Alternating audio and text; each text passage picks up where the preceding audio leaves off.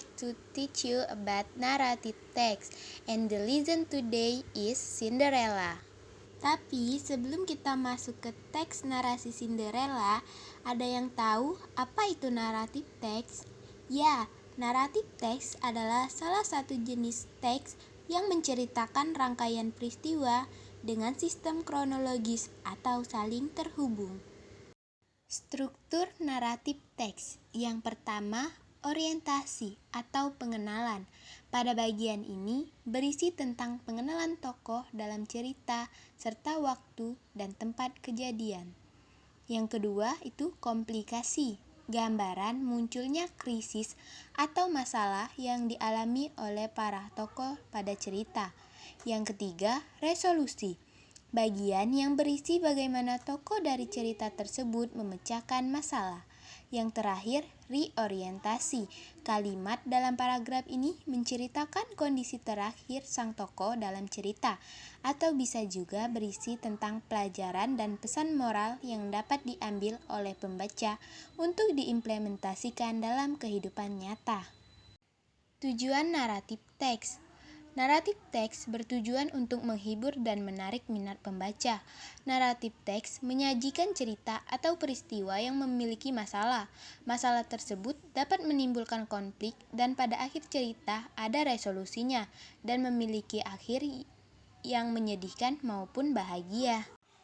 Di suatu desa, hiduplah sebuah keluarga bahagia yang terdiri dari ayah, ibu, dan seorang anak yang bernama Cinderella.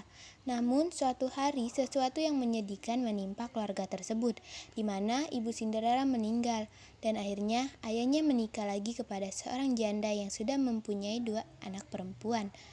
Ayah Cinderella bekerja di luar desa dan selalu pergi meninggalkan Cinderella bersama ibu tiri dan juga saudara tirinya. Oleh ibu tiri dan saudara tiri, Cinderella diperlakukan bagai budak, sehingga dia hidup dengan sangat menyedihkan. Suatu hari, para pengawal istana memberitakan bahwa pangeran istana sedang melakukan sayembara mencari permaisuri. Jadi, seluruh gadis di desa diundang datang ke istana. Mendengar itu, saudara tiri Cinderella sibuk menghias diri dengan gaun dan hiasan yang mewah untuk pergi mengikuti acara tersebut.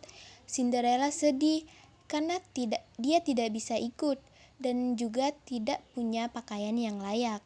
Namun ternyata kesedihan Cinderella diketahui ibu peri.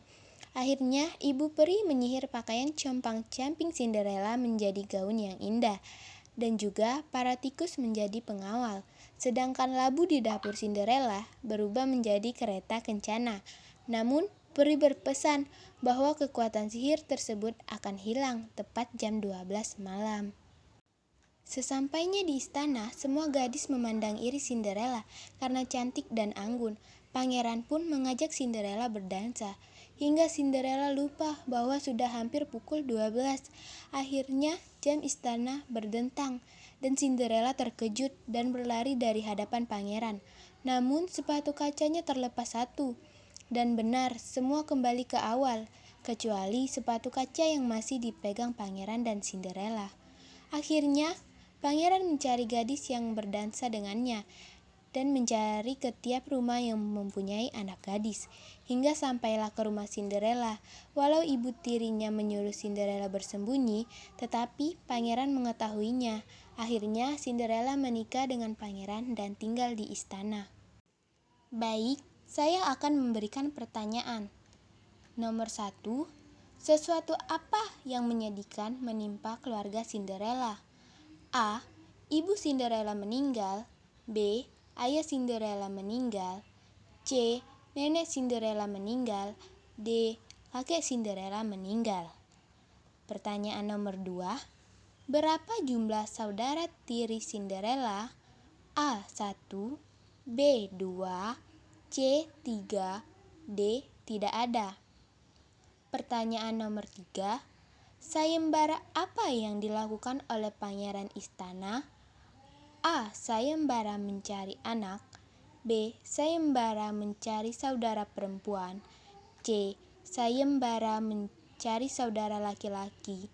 D. Sayembara mencari permaisuri.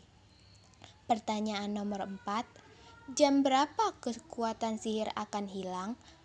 A. Jam 10 malam. B. Jam 11 malam. C. Jam 12 malam. D. Jam 12 siang. Pertanyaan nomor 5.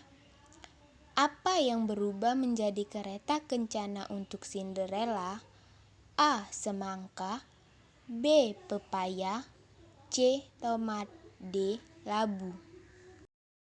Untuk pertanyaan di samping, jawabannya ada pada slide berikutnya. Okay, thank you for your attention. See you later.